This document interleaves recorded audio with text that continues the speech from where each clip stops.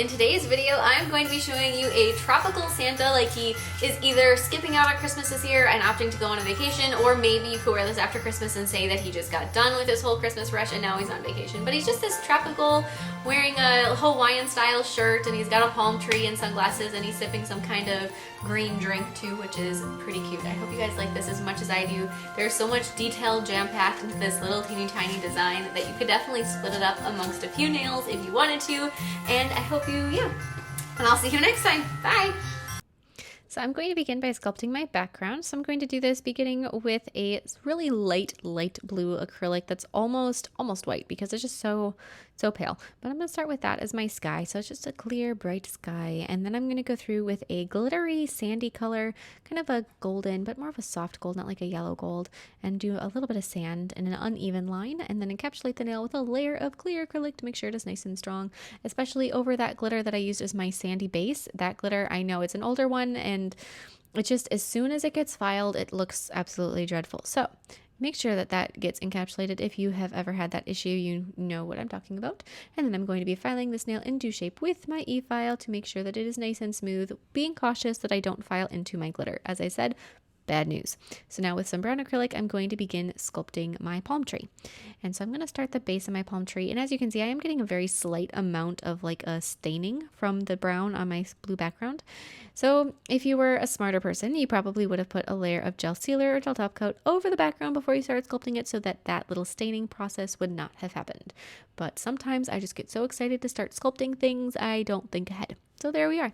And then after I have my tree base done, I'm going to add some fronds on the top of the tree with a bright green.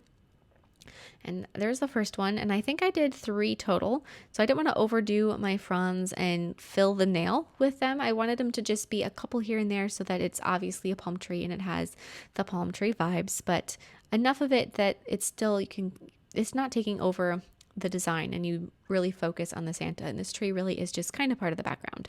The other thing you could do is you could have painted this tree in the background if you didn't want to sculpt it so that the Santa really was more of like a foreground centerpiece.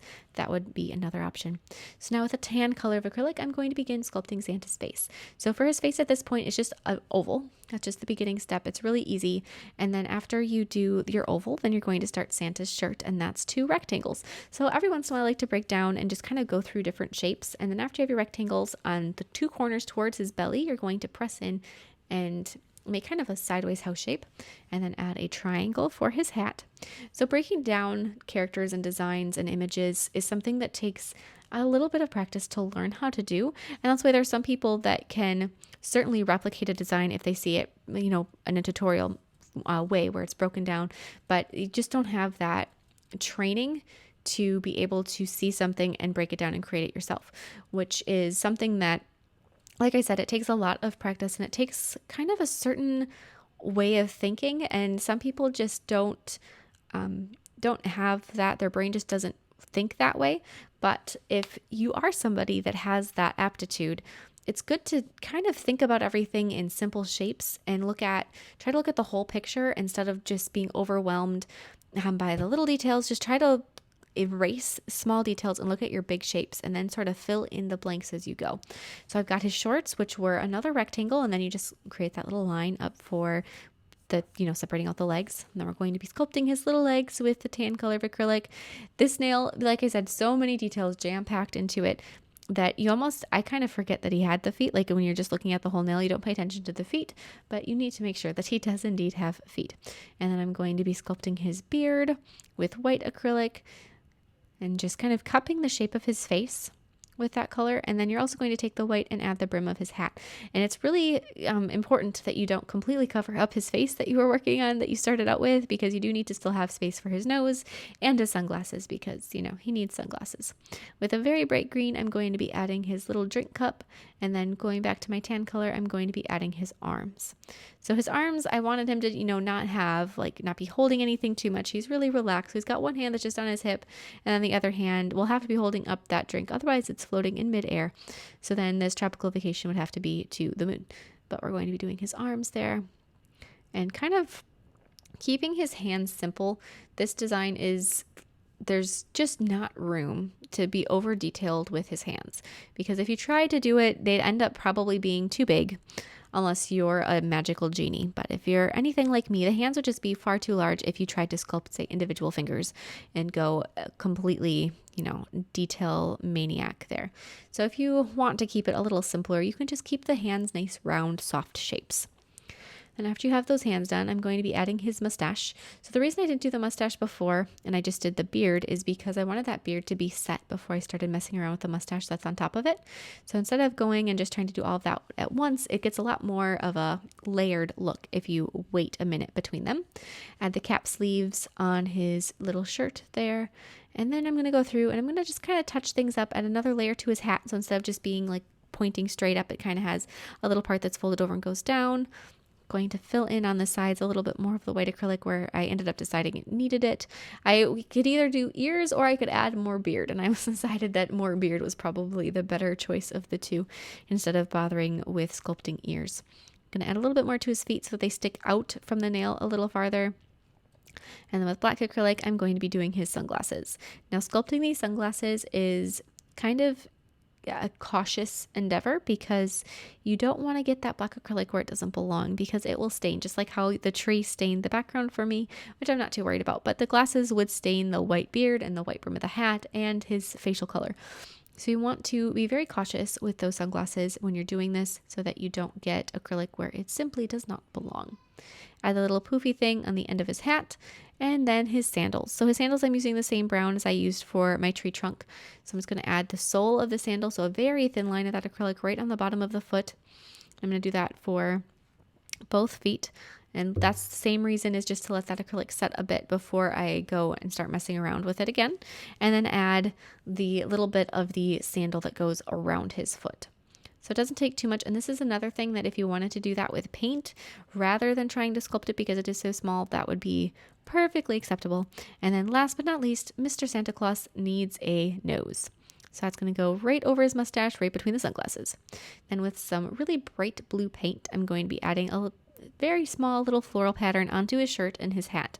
So for this floral pattern, I mean, you can leave the shirt just the bright color, but I wanted to go like extra over the top tourist in Hawaii style here.